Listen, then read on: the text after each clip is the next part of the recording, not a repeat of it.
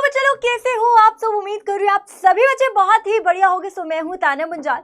सो मेरे प्यारे प्यारे बच्चे लोग, सो बच्चों आज के इस क्लास में हम मोस्ट इंपॉर्टेंट चैप्टर को कवर करने वाले हैं। यहां से आपके बोर्ड एग्जाम में एक क्वेश्चन गारंटेड आने वाला है, 4 नंबर का क्वेश्चन आ सकता है, राइट। तो बहुत ही अच्छे से इस चैप्टर को कवर करेंगे। एक बार चैप्टर का नेम आप सभी बच्चों के सामने है, शॉर्ट रन इक्विलिब्रियम आउटपुट का चैप्टर है, राइट। चलिए आइए फटाफट से एक बार देख लेते हैं क्या क्या इस चैप्टर में हम टॉपिक्स को कवर करने वाले। तो सबसे पहले बात करूंगी एडीएस अप्रोच क्या है, एसआई अप्रोच क्या है। इन दोनों अप्रोचेस में से एक क्वेश्चन जनरली एग्जाम में आता है, स्पेशली इसकी वॉयलेशंस अच्छे से करके जाना। एडीएस अप्रोच की भी वॉयलेशंस और एसआई अप्रोच की भी वॉयलेशंस को अच्छे से करके जाना। बहुत बार एग्जाम में 2 या 3 नंबर की वॉयलेशंस एग्जाम में पूछी गई है। उसके बाद शिफ्ट एंड इक्विलिब्रियम का टॉपिक करेंगे कि इंजेक्शन से क्या इंपैक्ट पड़ता है, विड्रॉल से। इसको फॉरवर्ड एक्शन मल्टीप्लायर और बैकवर्ड एक्शन मल्टीप्लायर भी हम लोग बोलते हैं। इसके बाद इन्वेस्टमेंट मल्टीप्लायर का टॉपिक करेंगे, मोस्ट इंपॉर्टेंट। जितना मर्जी मैं इसको इंपॉर्टेंट बोलूं उतना कम है, इतना ज्यादा इंपॉर्टेंट क्वेश्चन है। हर बार यहां से एग्जाम में क्वेश्चन आया है एवरी टाइम, और इसकी टेबल तो मस्ट है। इसके बिना मान के चलो कि आपका एग्जाम ही अधूरा है। ये क्वेश्चन एग्जाम में आता ही आता है, राइट। चलिए उसके बाद रिलेशन की बात करेंगे। एमपीसी और के में क्या रिलेशन है, एमपीएस और के में क्या रिलेशन है। जनरली एमसीक्यू के पॉइंट ऑफ व्यू से जनरली पूछा जा सकता है, 1 मार्क के हिसाब से पूछा जाता है। कुछ फॉर्मूलाज है जो मैं आपको लास्ट में करवाऊंगी, जो आपको न्यूमेरिकल्स में हेल्प करेंगे, ठीक है। चलिए आइए सो फटाफट से बात करते हैं। सबसे पहले बात करते हैं what is ADS approach. ADS approach क्या है, ध्यान से देखिए, ठीक है। सो एडीएस अप्रोच की बात करें तो एडी का मतलब है एग्रीगेट डिमांड और एएस का मतलब है एग्रीगेट सप्लाई। देखो भाई, हमारी इकोनॉमी कब इक्विलिब्रियम में होती है, जब एडी जो है वो इक्वल टू क्या होगा, एएस होगा, ठीक है। इसके ना डिफरेंट तरीके से क्वेश्चन आ जाते हैं कि किस तरीके से आप इक्विलिब्रियम लेवल ऑफ इनकम को क्या करते हो, डिटरमिन करते हो, या किस तरीके से नेशनल इनकम को डिटरमिन किया जाता है with the use of ADS approach, ठीक है। एक चीज याद रखना, कभी भी क्वेश्चन में चाहे इनकम आ जाए, चाहे एम्प्लॉयमेंट आ जाए, चाहे आउटपुट आ जाए, चाहे जीडीपी आ जाए, एक ही बात। क्यों ये सारे एक ही बात क्यों? देखो, जितना ज्यादा, ध्यान से देखिए, जितनी ज्यादा देश में प्रोडक्शन होगा उतना ज्यादा लोगों के पास काम, जितना काम उतना पैसा, ठीक है। और जितनी ज्यादा देश में प्रोडक्शन होगी उतनी ही ज्यादा देश की जीडीपी होगी। इसलिए चारों में से कोई भी वर्ड आपको देखने को मिल जाए तो मतलब एक ही है, टेंशन लेने की जरूरत नहीं है। अब बात करते हैं एडीएस अप्रोच क्या है। तो देखो भाई, एडीएस अप्रोच क्या है, यानी कि हमारी इकोनॉमी कब इक्विलिब्रियम में होगी, जब एडी और एएस क्या है, इक्वल है। तो सबसे पहले एडी की बात करते हैं। एडी क्या होता है, एग्रीगेट डिमांड। क्या एग्रीगेट का मतलब होता है सम टोटल। एग्रीगेट का मतलब होता है सम टोटल, यानी पूरे देश में कितनी डिमांड है, यानी पूरे देश में आप कितना खर्चा किया जा रहा है किसी भी गुड्स और सर्विसेज को खरीदने में, राइट। पूरे देश में कितनी डिमांड हो रही है उस गुड्स और सर्विसेज का मतलब ये है कि पूरे डिमांड करने का मतलब आप खर्चा कर रहे हो। आप ये मान लो पेन की डिमांड कर रहे हो, तो मैं क्या करूं, इस पेन के ऊपर खर्चा कर रही तो ही पेन खरीदूंगी, राइट। तो पूरे देश में कितनी डिमांड हो रही है, यानी पूरे देश में लोग कितना खर्चा कर रहे हैं किसी भी गुड्स और सर्विसेज को खरीदने के लिए एक साल के अंदर, उसी को हम बोलते हैं एग्रीगेट डिमांड। तो it refers to sum total, पूरे देश में कितना खर्चा किया जा रहा है ऑन परचेजिंग गुड्स और सर्विसेज को खरीदने के लिए इन एन इकोनॉमी, पूरे देश की बात करी जा रही है ड्यूरिंग एन अकाउंटिंग पीरियड का मतलब होता है एक साल के अंदर। और एक साल जनरली क्या होता है आपका, 1 अप्रैल से 31 मार्च का पीरियड होता है। अब कंपोनेंट्स क्या है एडी के, तो एडी के कंपोनेंट्स बेसिकली सी प्लस आई होता है। वैसे तो एडी के 4 कंपोनेंट्स होते हैं, सी प्लस आई प्लस जी प्लस एक्स माइनस का एम, बट हमारे सिलेबस में ओनली 2 सेक्टर इकोनॉमी है। अब 2 सेक्टर इकोनॉमी है तो इसलिए हमारे पास एडी के सिर्फ 2 ही कंपोनेंट्स है, एक है सी और एक है आई। ये हमारे सिलेबस में नहीं है, ठीक है। तो सी का मतलब होता है कंजम्पशन एक्सपेंडिचर, आई का मतलब होता है यहां पर इन्वेस्टमेंट, जो एक प्रोड्यूसर इन्वेस्टमेंट करता है, और यहां पर हम इसको एज्यूम करते हैं ऑटोनोमस इन्वेस्टमेंट, जो एक एक करके मैं यहां पर बात करने वाली हूं। तो याद रखना एडी के 2 कंपोनेंट्स है, एक है सी और एक है आई। अब सबसे पहले बात करते हैं सी का मतलब क्या है, और फिर बात करेंगे आई का मतलब क्या है। सबसे पहले बात करते हैं सी का मतलब होता है कंजम्पशन एक्सपेंडिचर, यानी कंज्यूमर कितना खर्चा कर रहा है ना। और जो मेरी कंजम्पशन है वो किस पे डिपेंड होती है, it is the function of income. Function of income का मतलब है जो भी आप कंज्यूम कर रहे हो वो आपकी इनकम के ऊपर डिपेंड है कि मैं उसको कितना खर्चूंगा। जैसे कि मैं आपको एक छोटे से टेबल से यहां पर आपको समझाने की कोशिश कर रही हूं, ध्यान से देखिए। अब मुझे पता है अगर इनकम जीरो है तो क्या लोग खर्चा जीरो करेंगे? नहीं। अब कोरोना के टाइम पे ये था कि लोगों की जेब में कोई पैसा नहीं था, लोग वेले बैठे थे घर पे, बट स्टिल लोग खर्चा तो कर रहे थे। लोग क्या कर रहे थे? अपनी पास्ट सेविंग्स का इस्तेमाल कर रहे थे, जो उन्होंने पुराना टाइम में जो उन्होंने पैसा बचाया है उसको इस्तेमाल कर रहे थे अपनी बेसिक जरूरतों के लिए। अब ऐसा तो नहीं कोरोना के टाइम पर लोग जो है घर पे बैठे भूखे मर रहे थे, नहीं ना, लोग अपनी पास्ट सेविंग्स को इस्तेमाल कर रहे थे अपनी बेसिक जरूरतों को पूरा करने के लिए। कोरोना के टाइम पे तो लोगों ने एक्सपेरिमेंट करने शुरू कर दिए थे, कोई डेलगोना कॉफी बना रहा है, कोई घर पे गोलगप्पे बना रहे है ना, कोई घर पे क्या बना रहा है, कोई घर पे डोसा बना रहा है ना, हर किसी ने अपने अपने घर पे एक्सपेरिमेंट करने शुरू कर दिए थे, राइट। तो वही हम बात कर रहे हैं, ध्यान से देखिए, जब इनकम जीरो होती है, कंजम्पशन जीरो नहीं होती, लोग अपने पास्ट सेविंग्स को इस्तेमाल करते हैं अपने बेसिक जरूरतों को पूरा करने के लिए, इसको हम बोलते हैं ऑटोनॉमस कंजम्पशन और इसको हम बोलते हैं ऑटोनॉमस सेविंग्स।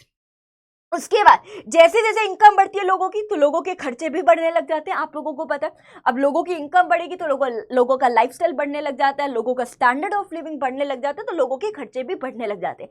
एक पॉइंट ऐसा आता है जहां पर इनकम और कंजम्पशन क्या होने लगती है? इक्वल होने लगती है ना। जहां पर मेरी इनकम कंजम्पशन इक्वल है, सेविंग यहां पर क्या है? जीरो है। इसी को हम बोलते हैं ब्रेक इवन पॉइंट की सिचुएशन। क्या बोलते हैं? ब्रेक इवन पॉइंट की सिचुएशन। जब इनकम कंजम्पशन इक्वल है, सेविंग जीरो होती है, इसको बोलते हैं ब्रेक इवन पॉइंट की सिचुएशन। उसके बाद लोगों की इनकम बढ़ रही है बट खर्चे उतनी स्पीड से नहीं बढ़ रहे, because people start savings the part of their income. लोग अपनी सेविंग्स को बढ़ा रहे। देखो सीधी सी बात है, जब लोगों की इनकम तो बढ़ रही है बट खर्चे भी बढ़ रहे, बट उतनी स्पीड से नहीं बढ़ रहे, सेम रेट से खर्चे नहीं बढ़ रहे, क्योंकि लोग अपना पैसा थोड़ा थोड़ा बचा रहे हैं, अपने बच्चों के लिए बचा रहे हैं, अपने बच्चों की आगे पढ़ाइयां हैं, लिखाइयां हैं, है ना, बच्चों की शादी ब्याह करने हैं, राइट। तो हर कोई जो है फिर थोड़ा थोड़ा पैसा सेव करने लगता है, यानी थोड़ा थोड़ा पैसा जोड़ने लगता है। ऐसा नहीं कि माँ बाप जो कमाते हैं सारा पैसा उड़ा देते, नहीं, हर माँ बाप थोड़ा थोड़ा पैसा एक पॉइंट ऑफ टाइम के बाद जोड़ना शुरू कर देता है अपने बच्चों की पढ़ाई लिखाई करने के लिए, अपने बच्चों का फ्यूचर जो है सेटल्ड करने के लिए, राइट। तो वही हम बात करें तो यहां पर हम कंजम्पशन की बात करने वाले हैं। सो कंजम्पशन क्या है? देखो, जब इनकम जीरो, कंजम्पशन जीरो नहीं होती, लोग अपनी क्या करते हैं? पास्ट सेविंग्स को इस्तेमाल कर रहे हैं। नेगेटिव क्यों हुआ?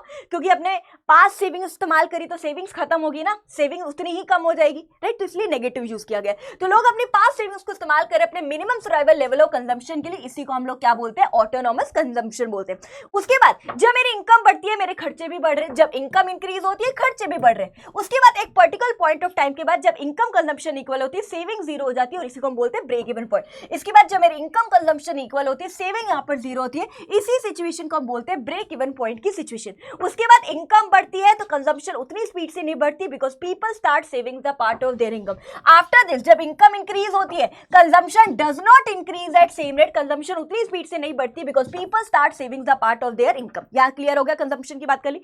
अब दूसरा क्या है? आई। आई का मतलब होता है इन्वेस्टमेंट। कौन सी इन्वेस्टमेंट की यहां पे बात कर रहे हैं? ऑटोनॉमस इन्वेस्टमेंट की बात कर रहे हैं। देखो, आई मतलब होता है इन्वेस्टमेंट, ऐसी इन्वेस्टमेंट जो एक प्रोड्यूसर अपनी फैक्ट्री में, अपने बिजनेस में जो भी वो पैसा इन्वेस्ट कर रहे हैं, यानी मशीन के ऊपर जो वो पैसा लगा रहे हैं, है ना। एक बात बताओ, मुझे धंधा चलाना है, मेरी फैक्ट्री है, तो मुझे अपनी फैक्ट्री में मशीन वगैरह खरीदनी पड़ेगी, यानी कैपिटल गुड्स वगैरह खरीदनी पड़ेगी, यानी ऐसी इन्वेस्टमेंट जो एक प्रोड्यूसर कर रहा है कैपिटल गुड्स के ऊपर कर रहा है। बट यहां पर हम इसको एज्यूम करते हैं ऑटोनॉमस। ऑटोनॉमस का मतलब होता है कि इनकम के चेंज होने पर इसमें कोई भी चेंज नहीं आएगा।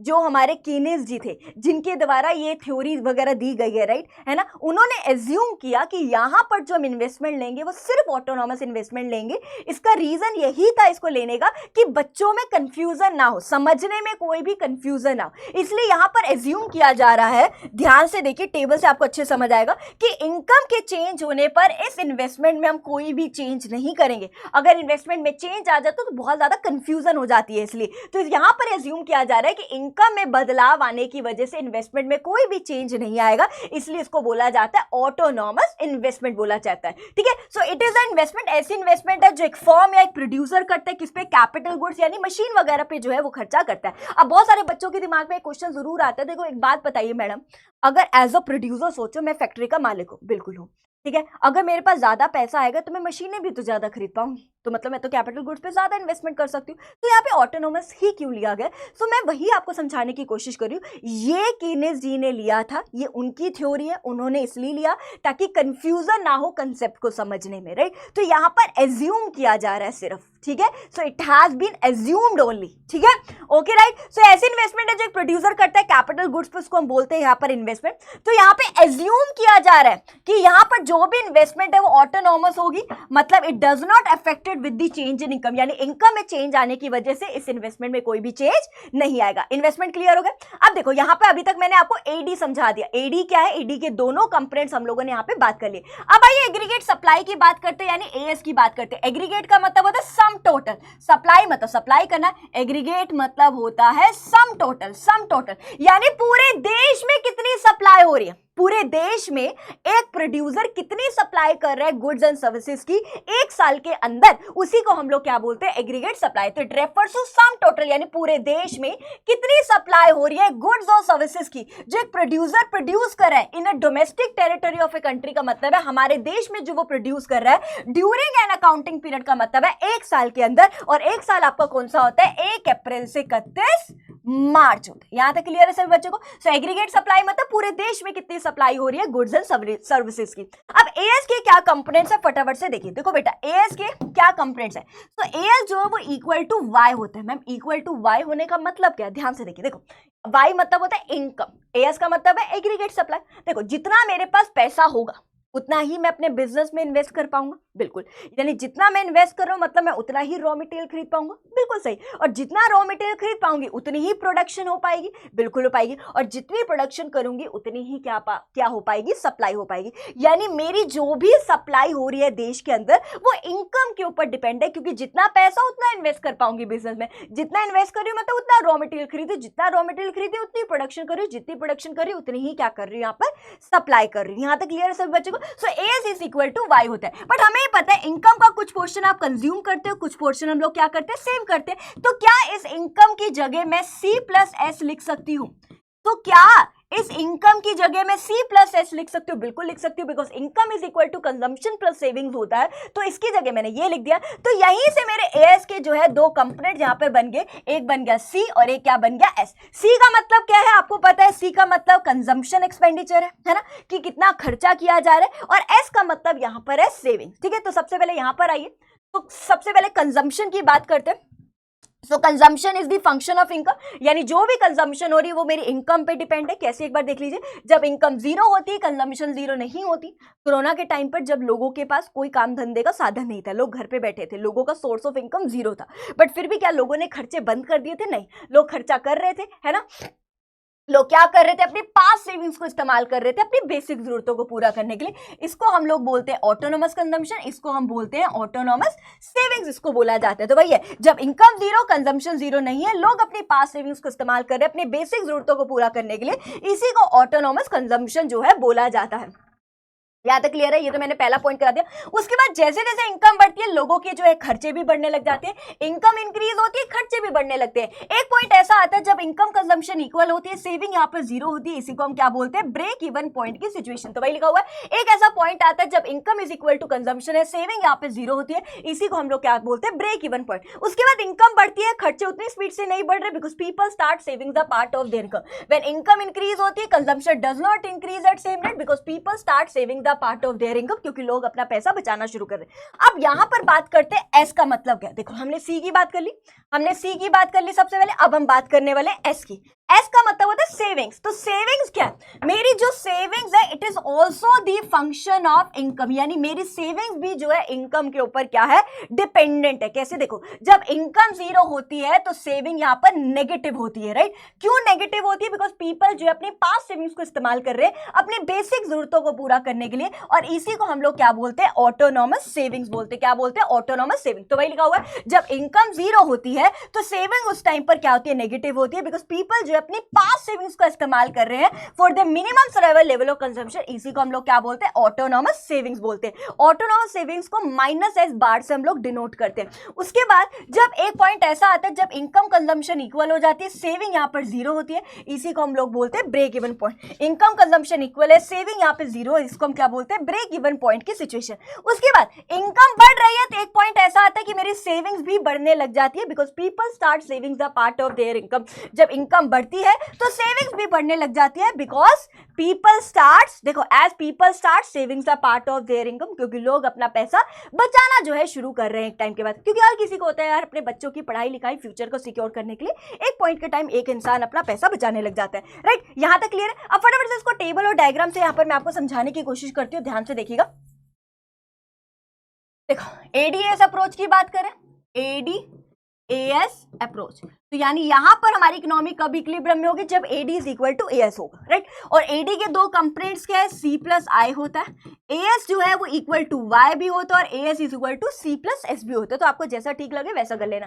देखो अब सी प्लस आई चाहिए तो देखो कंजम्पशन तो फंक्शन ऑफ इनकम है, बिना इनकम के मैं नहीं बना सकती, तो यहाँ पे इनकम लिखा मैंने, इनकम जीरो, कंजम्पशन जीरो नहीं, आपको पता है लोग अपनी पास सेविंग्स का इस्तेमाल करते हैं अपनी बेसिक जरूरतों को पूरा करने के लिए, इनकम बढ़ती है लोगों के खर्चे भी बढ़ते हैं, एक पॉइंट आता है इनकम कंजम्पशन इक्वल होती है, सेविंग यहाँ पर जीरो होती है, इसको हम बोलते हैं ब्रेक इवन पॉइंट की सिचुएशन। उसके बाद इनकम बढ़ रही है, कंजम्पशन उतनी स्पीड से नहीं बढ़ रही, because people start savings are part of their income, ये आपको पता ही। अब आई की बात करते हैं, आई का मतलब होता है ऑटोनॉमस इन्वेस्टमेंट, जो हमेशा कांस्टेंट है with the change in income, क्योंकि कीनेस जी ने एज्यूम किया है कि यहाँ पर जो इन्वेस्टमेंट है वो क्या रहेगी, ऑटोनॉमस इन्वेस्टमेंट रहेगी। अब आज ये एडी की बात करते हैं, एडी के क्या कंपोनेंट्स है, सी प्लस आई, तो कर दीजिए सी प्लस आई, सी प्लस आई, सी प्लस आई, सी प्लस आई और सी प्लस आई, तो कर दीजिए, यहां पर आ गया आपके पास एडी आ गया।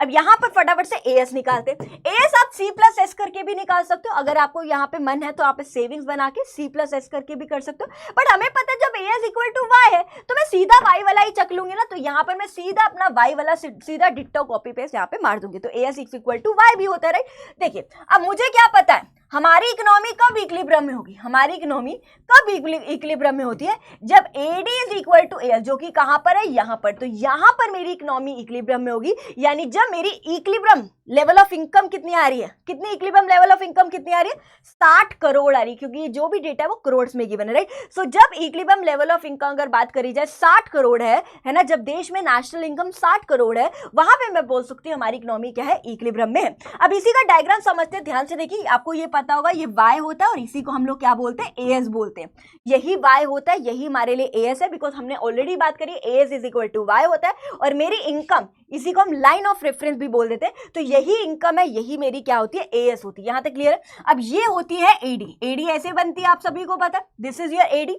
एडी ऐसे बनती है, आप सभी बच्चों को पता है। तो इक्विलिब्रियम पॉइंट कौन सा है, तो ये जो है मेरा इक्विलिब्रियम पॉइंट है, and this is my equilibrium level of income, this is my equilibrium level of income. यहां तक सॉर्टेड है सभी बच्चों को, सॉर्टेड है। चलिए आइए अब इसके कुछ वायलेशन बात कर लेते हैं। देखो भाई हमें पता है हमारी इकोनॉमी कब इक्विलिब्रियम में होगी, जब AD is equal to AS हो, बट अगर एडी और एएस इक्वल नहीं हो तो बेटा या तो ये सिचुएशन हो सकती है या तो ये वाली सिचुएशन हो सकती है, लेकिन हमें कहा है मैडम, हमें तो इक्विलिब्रियम पे आना है, हमें क्या आना है, हमें तो इक्विलिब्रियम पे आना है। अब ऐसा क्या किया जाए कि हम इक्विलिब्रियम पे आ जाए, ऐसा क्या किया जाए कि हम वापस इक्विलिब्रियम पे आ जाए। तो यहाँ पे अगर मैं बात करूं, यहां पर सप्लाई क्या है, कम, डिमांड ज्यादा और पीछे से सप्लाई नहीं है। अब सप्लाई नहीं है तो प्रोड्यूसर सप्लाई को बढ़ाए, प्रोड्यूसर थोड़ी इन्वेस्टमेंट करे, रॉ मटेरियल वगैरह खरीदे, रॉ मटेरियल वगैरह खरीदे, इससे क्या होगा, प्रोडक्शन बढ़ेगी, प्रोडक्शन बढ़ेगी तो सप्लाई बढ़ेगी, सप्लाई बढ़ने का मतलब है flow of goods and services हमारे देश में बढ़ जाएगा, है ना। देखो पहले क्या था, डिमांड ज्यादा थी, सप्लाई कम थी, तो प्रोड्यूसर क्या करे, इन्वेस्टमेंट करे, रॉ मटेरियल वगैरह खरीदे, प्रोडक्शन ज्यादा करे, सप्लाई को बढ़ाए, है ना, ताकि flow of goods and services बढ़े, ताकि वापस जो है एडी और एएस क्या हो जाए, इक्विलिब्रियम पे आ जाए, ठीक है। अब यहां पर देखो, यहां पर अगर बात करी जाए सप्लाई बहुत ज्यादा, सप्लाई ज्यादा होने का मतलब है डिमांड कम है, लोग खरीद नहीं रहे, लेकिन पीछे से सप्लाई बहुत ज्यादा है। अब ऑलरेडी सप्लाई इतनी ज्यादा है, मतलब ऑलरेडी बहुत ज्यादा अनवांटेड स्टॉक पड़ा हुआ है, ऑलरेडी गोडाउन में माल भर रखा है जो बिक नहीं रहा है, क्योंकि लोग खरीद नहीं रहे, माल बिक नहीं रहा, तो और क्यों बनाऊं मैं सामान। तो एक प्रोड्यूसर कुछ टाइम के लिए इन्वेस्टमेंट को क्या करे, कम करे, क्योंकि ऑलरेडी माल बिक नहीं रहा, तो वह इन्वेस्टमेंट कम करे। इन्वेस्टमेंट कम करने का मतलब रॉ मटेरियल वगैरह कम खरीदे, जिससे प्रोडक्शन कम होगी, प्रोडक्शन कम होगी तो सप्लाई कम होगी, सप्लाई कम होने का मतलब है flow of goods and services कम हो जाएंगे, राइट। तो यानी वापस जो है हम इक्विलिब्रियम पे आ जाएंगे। देखो AD should be equal to AS, but problem ये हो रही थी कि डिमांड ज्यादा थी, सप्लाई क्या थी, कम, नहीं यहाँ पे उल्टा है यहाँ पर देखो AD should be equal to S, यानी सप्लाई ज्यादा थी, डिमांड कम थी, यही प्रॉब्लम थी। ऑलरेडी इतना ज्यादा अनवांटेड स्टॉक पड़ा हुआ है, ऑलरेडी गोडाउनों में माल भर रखा है, ठीक है, तो और क्यों प्रोडक्शन करनी है, ठीक है। तो इस केस में प्रोड्यूसर क्या करे, प्रोडक्शन कम करे, रॉ मटेरियल वगैरह कम खरीदे, इन्वेस्टमेंट कम करे, प्रोडक्शन कम करे, सप्लाई कम करे, ताकि वापस जो है इक्विलिब्रियम की सिचुएशन पर हम लोग आ जाए। एम आई क्लियर सभी के सभी बच्चों को, यहाँ तक सॉर्टेड है। चलिए अब आगे बात करते हैं, इसकी कुछ अजम्पशन है, 3 अजम्पशन है। पहली चीज जो एडीएस अप्रोच है वो तो शॉर्ट पीरियड एनालिसिस है, यानी शॉर्ट पीरियड की यहाँ पर हम बात करते हैं। दूसरी अजम्पशन ये जो इकोनॉमी है वो क्लोज है, क्लोज होने का मतलब है यहाँ पे कोई भी फॉरेन ट्रेड नहीं हो रहा, कोई भी विदेशी व्यापार एक्सपोर्ट इंपोर्ट की यहाँ पर हम कोई भी बात नहीं करें। तीसरा है AS is perfectly elastic, elastic का मतलब होता है चेंज आना, यानी यहाँ पर जो भी चेंज आ रहा है वो सिर्फ एएस में आ रहा है। अगर आप यहाँ पर देखो, यहाँ पर सप्लाई कम थी तो हम बोल रहे थे भाई प्रोडक्शन ज्यादा कर, सप्लाई को बढ़ा। यहाँ पर सप्लाई ज्यादा थी तो हम कह रहे हैं भाई इन्वेस्टमेंट थोड़ी कम कर, प्रोडक्शन थोड़ी कम कर, सप्लाई को कम कर, है ना। तो यानी कि यहाँ पर जो भी चेंज आ रहा है वो सप्लाई में चेंज आ रहा है। या सप्लाई कम थी तो हम बोल रहे हैं सप्लाई को बढ़ा ले भाई, यहाँ पर सप्लाई ज्यादा तो हम कह रहे हैं सप्लाई को कम कर भाई, है ना। तो यानी जो चेंज आ रहा है वो हम देख पा रहे हैं सिर्फ सप्लाई में चेंज आ रहा है, यानी एयर यहाँ पे परफेक्टली क्या है, इलास्टिक है। अब एसआई अप्रोच की बात करते हैं, सेविंग्स और इन्वेस्टमेंट अप्रोच की यहां पर हम बात करने वाले हैं। देखो एसआई अप्रोच क्या कहती है, देखो हमारी इकोनॉमी कब इक्विलिब्रियम में होगी, जब savings is equal to investment होगी। Savings is equal to investment का मतलब क्या, ध्यान से देखिए। देखो मेरे बच्चे, मैं जो भी कमाती हूं, मेरी जितनी भी इनकम है, मेरे पापा जो भी, मालूम मैं जो भी कमा रही हूं उसका कुछ पोर्शन मैं सेव करती हूँ, मैं थोड़ा पैसा बचा के रखती हूँ। अब मैं जो पैसा बचा रही हूं वही पैसा आगे कहीं ना कहीं इन्वेस्ट करूं। मान लो लेट्स से मैं साल के 10 लाख रुपए कमाती हूँ, 6 लाख रुपए तो मेरे उड़ जाते हैं, 4 लाख रुपए हर साल मान लो मैं पैसा बचा रही हूँ, है ना, सेविंग कर रही हूँ। तो यानी जो मैं सेविंग करूंगी वही पैसा मैं कहीं ना कहीं आगे जाके इन्वेस्ट करूंगी, कहीं पर भी इन्वेस्ट करूं, किसी प्रॉपर्टी में करूं, बिजनेस में करूं, शेयर मार्केट में करूं, या बैंक में पैसा डालूं, कहीं पर भी इन्वेस्ट करूं। सिंपल सी बात है, यानी जो भी मैं पैसा सेव करती हूं वही पैसा आगे कहीं ना कहीं क्या होता है, देश के अंदर इन्वेस्ट होता है। तो वही बात करें, हमारी इकोनॉमी कब इक्विलिब्रियम में होगी, जब saving is equal to investment हो गया। अब इसी को हम बोलते हैं ex ante saving, it should be equal to ex ante investment. Ex ante, यहां पे देखो एक्स एंटे सेविंग जो है वो it should be equal to ex ante investment. कई बार एमसीक्यू में आ जाता है एक्स एंटे का मतलब क्या होता है बेटा, एक्स एंटे का मतलब होता है प्लान्ड या डिजायर्ड, यानी जो आपने प्लान किया, जो आपको डिजायर था यार मैं इतना पैसा तो सेव कर ही लूंगी, वही कहीं ना कहीं आप जाके क्या करते हो, प्लान्ड, वही आपकी इन्वेस्टमेंट बनती है, डिजायर्ड इन्वेस्टमेंट, है ना। तो एक्स एंटे इन्वेस्टमेंट का मतलब होता है प्लान्ड या डिजायर्ड इन्वेस्टमेंट, हम इसको बोल देते हैं, तो याद रखना, ठीक है। एक कई बार एमसीक्यू आ जाता है, एक्सपोज सेविंग्स क्या होती है, एक्सपोज सेविंग का मतलब होता है एक्चुअल आप कितना पैसा सेव करो। एक्सपोज सेविंग्स का मतलब है एक्चुअल में आप कितने पैसा सेव कर रहे हो, एक्चुअल में आप कितना पैसा इन्वेस्ट कर रहे हो, ठीक है। तो याद रखना हमारे सिलेबस में एक्सपोज नहीं है, हमारे सिलेबस में सिर्फ एक्स एंटे है। एमसीक्यू में कई बार एक्सपोज का मतलब पूछा जा सकता है, तो इसलिए मैंने यहाँ पर आपको बता दिया। तो राइट, तो savings is equal to investment मतलब ये है कि जो आप पैसा सेव करते हो वही पैसा आप आगे जाके कहीं ना कहीं उस पैसे को इन्वेस्ट करते हो, राइट। तो वही हम बात कर रहे हैं यहाँ पर, यहां तक क्लियर है। अब देखो, थोड़ी देर पहले हमने बात करी AD should be equal to S, है ना। एडी के 2 कंपोनेंट्स होते हैं सी प्लस है, एएस के 2 कंपोनेंट्स होते हैं सी प्लस है। सी से सी गया, यहां पर क्या बचा, आई इक्वल टू एस, यानी savings is equal to investment, ठीक है। तो यहां पर हमने savings is equal to investment की बात करी। सो एस का मतलब यहां पर क्या होता है, सेविंग्स होती है। जो सेविंग्स है it is the function of income, यानी जो मेरी सेविंग्स है वो मेरी इनकम पे क्या है, डिपेंड है, तो वही लिखा हुआ है, saving is the function of income, तो वही लिखा है। जब इनकम 0 होती है, सेविंग्स नेगेटिव होती है, people use their past savings for their minimum survival level of consumption, इसी को हम लोग क्या बोलते हैं, ऑटोनॉमस सेविंग्स बोलते हैं। यही लिखा हुआ है, मैंने पहले भी आपको एक एक वर्ड बता दिया, वही सारी चीजें। उसके बाद जब income is equal to consumption होती है, सेविंग यहां पर 0 होती है, इसी को हम बोलते हैं ब्रेक इवन पॉइंट। सेविंग यहां पर 0 होती है, इसी को हम क्या बोलते हैं, ब्रेक इवन पॉइंट की सिचुएशन। उसके बाद इनकम बढ़ती है तो सेविंग्स भी बढ़ने लग जाती है, because people start savings the part of their income. उसके बाद इनकम बढ़ती है, सेविंग भी बढ़ने लग जाती है, as people start savings the part of their income. यही हम लोगों ने यहाँ पर क्या करी है राजे, बात करी है, अच्छे से क्लियर हो गया। तो यहाँ पर सेविंग्स मैंने आपको समझा दिया। अब बात करते हैं आई की, एसआई अप्रोच है तो सेविंग्स हो गया। अब आई की बात करते हैं। आई का मतलब याद रखना, यहां पर आई मतलब इन्वेस्टमेंट है, और कौन सी इन्वेस्टमेंट है, ऑटोनॉमस इन्वेस्टमेंट है, क्योंकि कीनल जी ने यहां पर एज्यूम किया है यहां पर जो भी हम इन्वेस्टमेंट कर रहे हैं वो ऑटोनॉमस इन्वेस्टमेंट है, यानी ऐसी इन्वेस्टमेंट जो चेंज नहीं होती with the change in income, है ना। याद रखना, ऐसी इन्वेस्टमेंट है जो चेंज नहीं होगी with the change in income, तो वही लिखा हुआ है। सो इट इज इन्वेस्टमेंट जो एज्यूम किया जा रहा है ऑटोनॉमस रहेगी, यानी it remain constant at different level of income, यानी it remain constant at different levels of income. अब इसी को टेबल और डायग्राम से समझते हैं। ओहो, चलिए अब इसी को टेबल डायग्राम से मैं यहाँ पर समझाती हूँ, ध्यान से देखिए।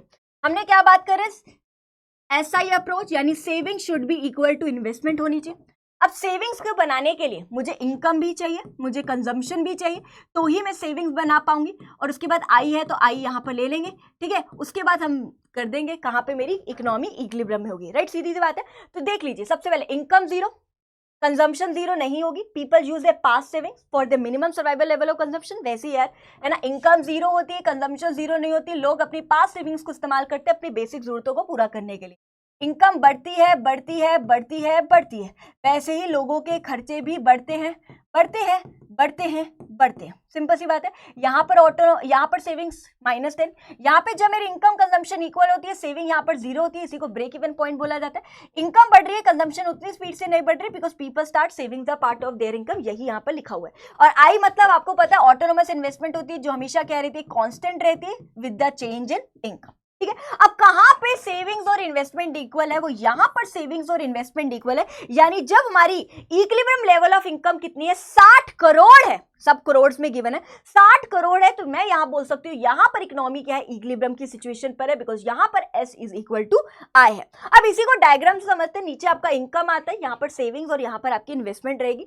इनकम आप बनाना चाहो तो ये आपकी इनकम रहती है, आपको पता है। अब आपकी इन्वेस्टमेंट कैसी रहती है, बिल्कुल कॉन्स्टेंट रहती है, इन्वेस्टमेंट हमेशा कॉन्स्टेंट रहेगी with the change in income, चाहे कितना मर्जी इनकम हो, इनकम में चेंज आ रहा हो, इन्वेस्टमेंट में कोई भी चेंज नहीं आएगा। ये सिंपल सी बात है, यहां तक सभी बच्चों को पता है। अब यहां पर फटाफट से देखिए, सेविंग्स बनाती हूँ। सेविंग्स अगर मैं बात करूं, सेविंग पहले नेगेटिव होती है फिर जीरो हो जाती है ना। सेविंग्स पहले नेगेटिव फिर जीरो फिर पॉजिटिव होने लगती है। तो पहले मेरी सेविंग्स नेगेटिव फिर जीरो हुई और फिर मेरी सेविंग पॉजिटिव होने लग जाती है। ये है मेरी सेविंग कर्व, ये क्या है मेरी सेविंग कर्व। यहाँ पर मेरी सेविंग नेगेटिव है, यहाँ पर मेरी सेविंग जीरो है और यहाँ पर मेरी सेविंग्स पॉजिटिव है, ठीक है। अब कहाँ पे हमारी इकोनॉमी इक्विलिब्रियम में है, तो यहाँ पर S is equal to I है, तो ये मेरी इकोनॉमी जो है इक्विलिब्रियम की सिचुएशन पर है। और ये अगर मैं बात करूं, ये जो है OY जो है, it is the equilibrium level of income, ठीक है। सो E is the equilibrium point and OY is the equilibrium level of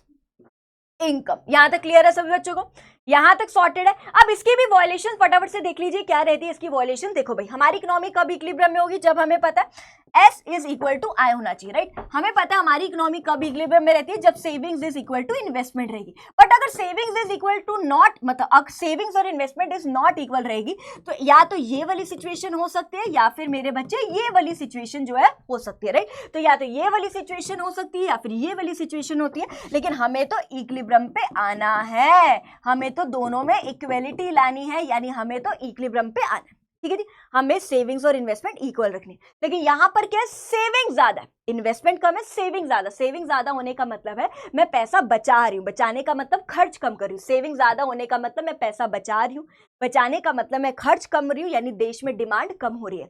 जब डिमांड ही नहीं हो रही, लोग खरीद नहीं रहे, तो बनाने वाला कम बनाएगा, प्रोडक्शन कम। जब देश में प्रोडक्शन नहीं होगी तो लोगों की नौकरियां कम हो जाएंगी, यानी बेरोजगारी की समस्या, यानी देश में लोगों के पास नौकरी वगैरह काम धंधे कम। जब लोगों के पास काम धंधे नहीं तो लोगों के पास पैसा नहीं, पैसा नहीं तो लोग क्यों खरीदेंगे, है ना। देखो, पैसा नहीं तो ऑब्वियसली बात है लोगों की सेविंग्स फिर से कम हो जाएगी। जब पैसा लोगों के पास कम तो लोग सेविंग्स भी कम करेंगे। देखो, ये है savings is equal to investment. हो क्या रहा था, यहाँ पर सेविंग्स क्या आती है ज्यादा।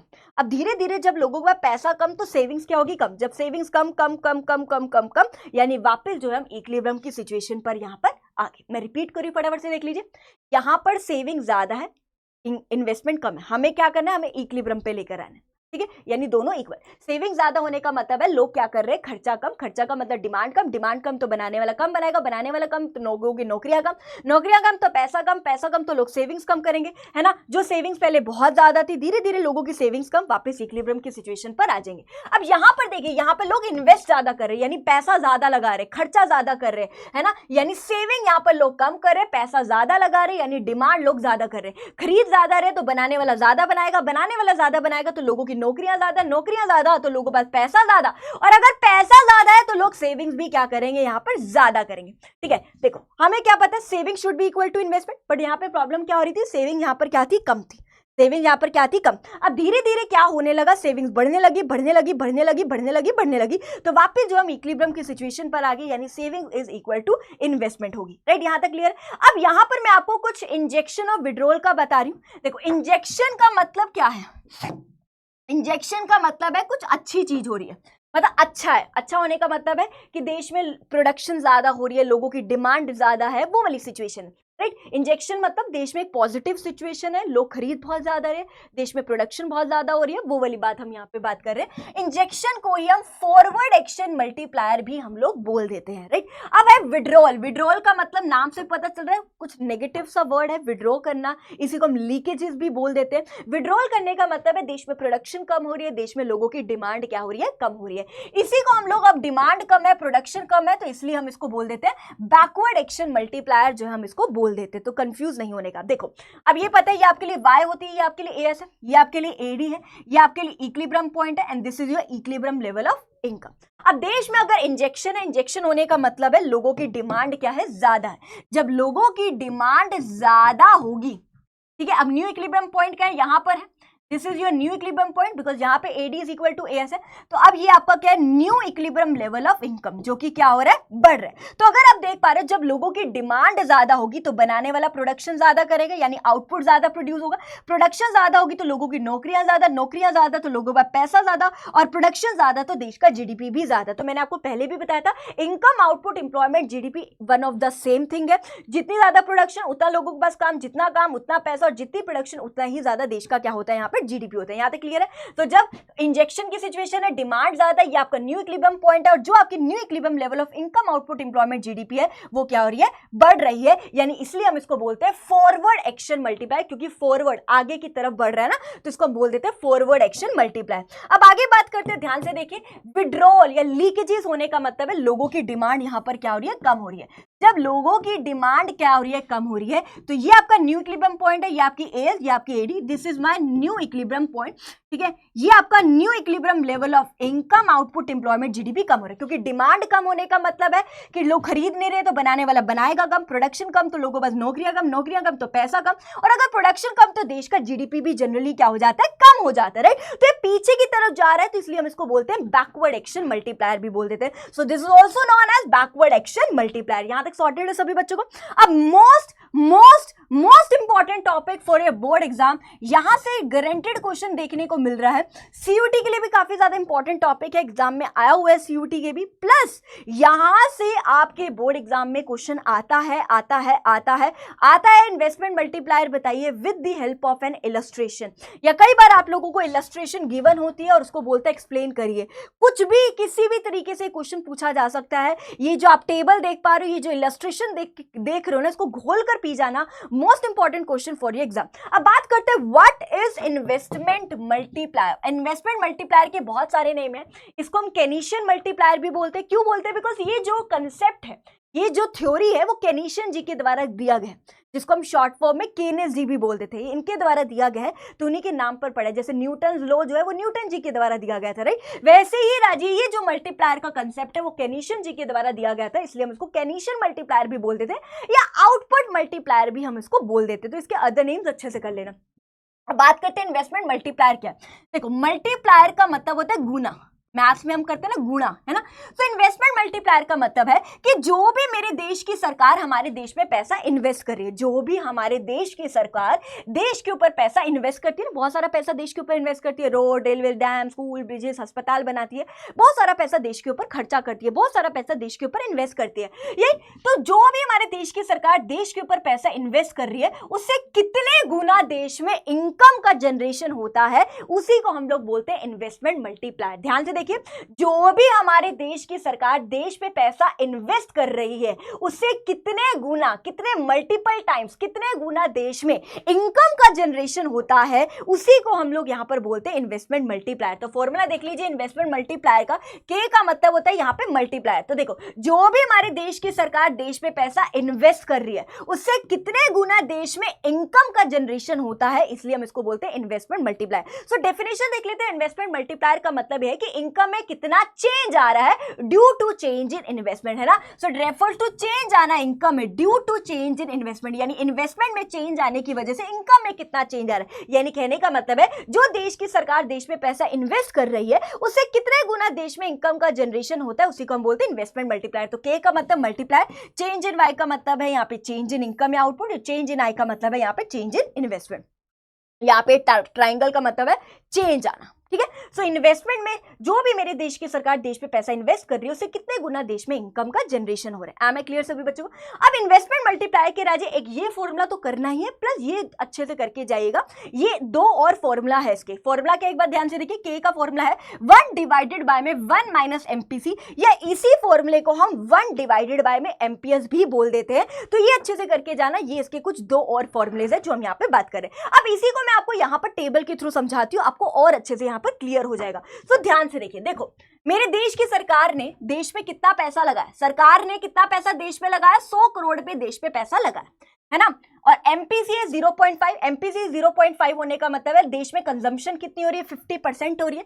तो सेविंग्स भी देश में कितनी होगी, 50%। अगर खर्चा 50% हो रहा है तो सेविंग्स भी 50% होगी, बिकॉज हमें पता है MPC plus MPS equal to 1 होता है। सो अगर एमपीसी 0.5 है तो एमपीएस भी क्या रहेगा आपका, 0.5 रहेगा। इतना तो क्लियर होगा आपको। अब बात करते हैं जो भी हमारे देश की सरकार ने देश में पैसा लगाया है उससे कितने गुना देश में इनकम का जनरेशन होता है, वो हम लोग यहां पर निकालने वाले हैं। देखो सरकार ने 100 करोड़ लगा, इन्वेस्टमेंट चेंज इन आया, यहाँ पर चेंज इन वाई, यहाँ पे कितना कंजम्पशन हो रही है, यहाँ पर कितनी सेविंग्स हो रही है। अब मुझे पता है एमपीसी यहाँ पर कितना है, 0.5 है, तो एमपीएस भी यहाँ पर कितना है, 0.5 है। ठीक है। देश की सरकार ने 100 करोड़ पे अगर देश पे लगा, सरकार ने कितना पैसा देश के ऊपर लगाया, 100 करोड़ पे देश के ऊपर लगा। अब सरकार 100 करोड़ देश में लगा रही है तो घूम फिर के पैसा देश में आएगा। ऑब्वियसली बात है, अगर मैं मान लो सरकार जो है 100 करोड़ पे सरकार रोड बनाने पे लगा रही है तो घूम फिर के वो रोड बनाने पे लगा है, मतलब कॉन्ट्रैक्टर के पास वो पैसा आया, तो घूम फिर के वो पैसा कहां पर आया, देश के ऊपर पैसा है।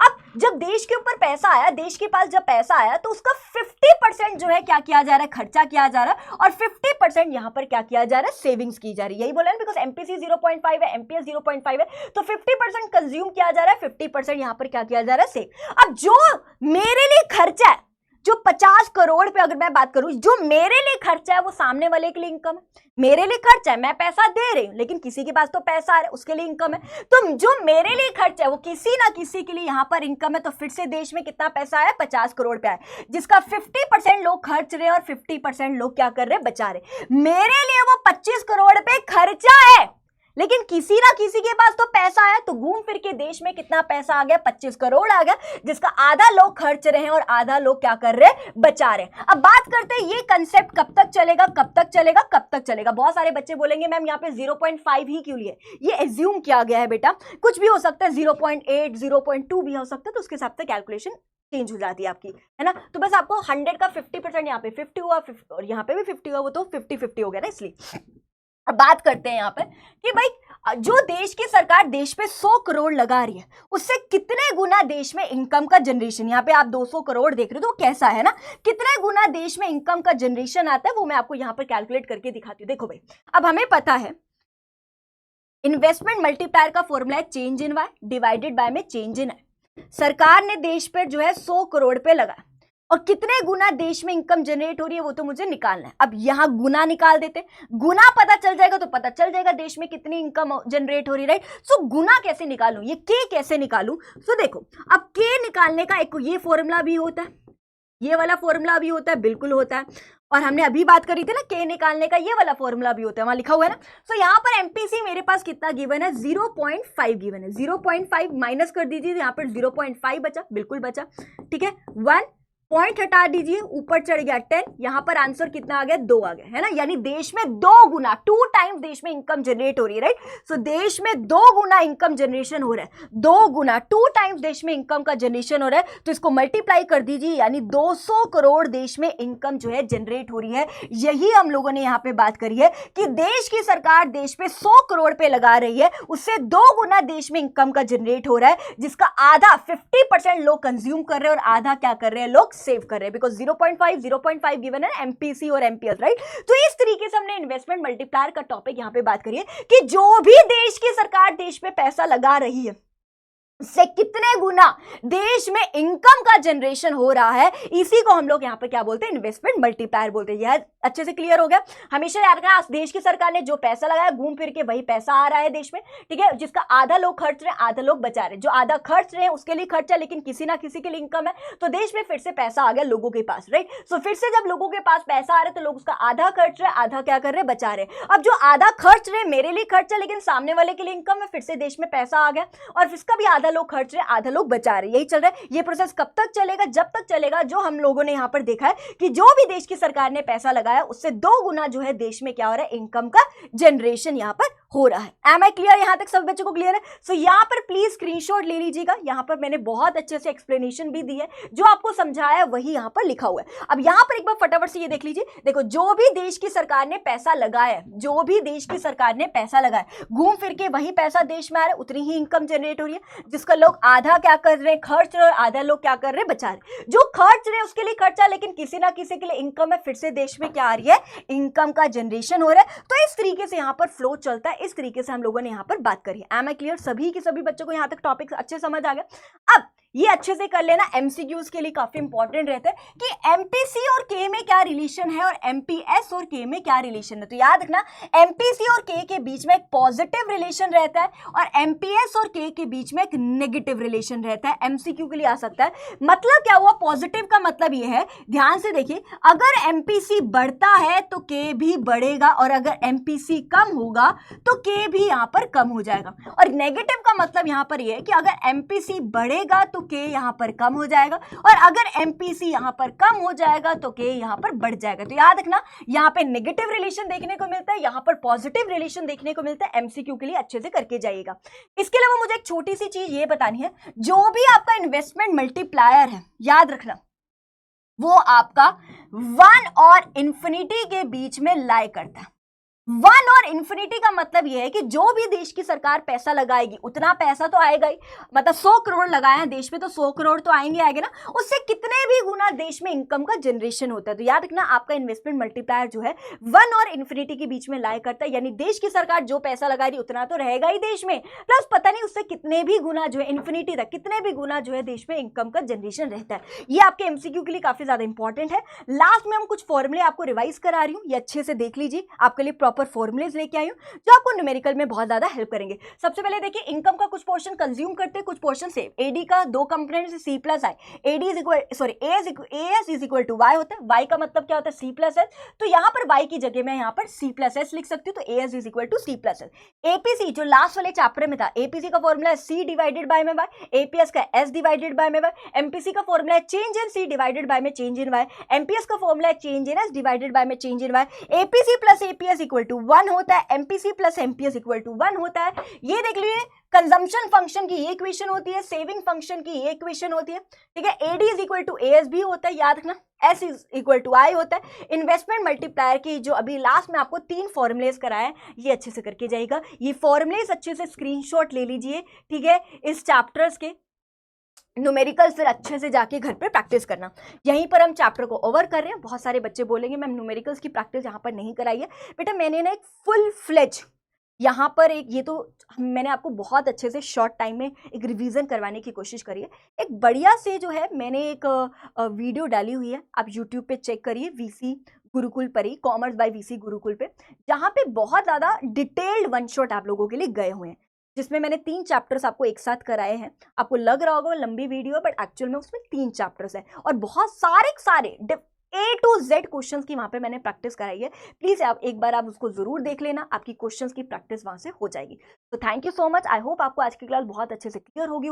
मिलते हैं आपसे जल्द नेक्स्ट क्लास में, तब तक के लिए take care, bye bye, enjoy and love you all, bye bye.